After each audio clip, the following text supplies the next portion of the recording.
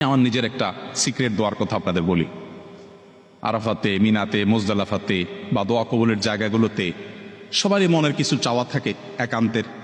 আমি আল্লাহর কাছে অনেক কিছু চাই, এর ভিতরে একটা বিশেষ চাওয়া আমি সবসময় করার চেষ্টা করি। সেটা হলো, আমি আমার কিছু ফাইন্ডিংস আছে, যেমন ডক্টর আব্দুল্লাহ জাহাঙ্গীর রহমাহুল্লাহ, আমি তাকে দেখতাম অত্যন্ত উন্নত চরিত্রের একজন মানুষ হিসেবে। তার চাইতে ইসলামিক জ্ঞানে আরো বেশি সমৃদ্ধ মানুষ এদেশে তখনও ছিল, এখনো আছে। এমন না যে ডক্টর আব্দুল্লাহ জাহাঙ্গীর ইসলামের সবচেয়ে বড় পণ্ডিত, তার চেয়ে বেশি কেউ জানতো না। মানে কোরআন হাদিসের নলেজ যদি বলেন, তো স্যারের চাইতে বেশি নলেজ যারা মানুষ যে ছিল না তা না।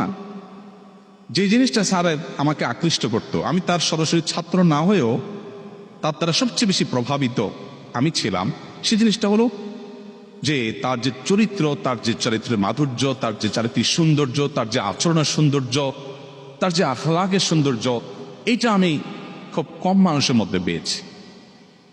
এরকম আরো কিছু ফাইন্ডিংস আছে, শুধু তিনি নন, বলে আমাদের মধ্যে, গায়রে আলেমদের মধ্যে অনেকে আছে। আমি আল্লাহর কাছে একান্তে যখন দোয়া করি, আমি এই দোয়াটা সবসময় বলার চেষ্টা করি, আল্লাহ অমুকের মতো চরিত্রটা যেন আমার হয়, তার মতো আখলাকটা যেন আমার হয়। আল্লাহ অমুকের মতো আমাকে ভালো মানুষ হওয়ার তৌফিক দান করবেন। ভালো মানুষ হওয়া ছাড়া ভালো মুসলমান হওয়ার কোনো পথ খোলা নেই।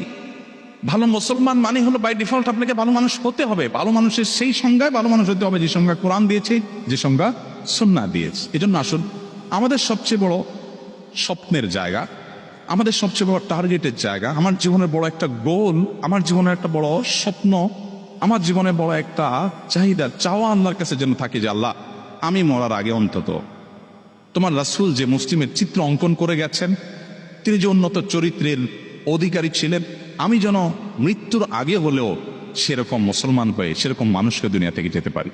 চেষ্টা করা যাবে না ইনশাআল্লাহ? আমরা যদি সংকল্প করি।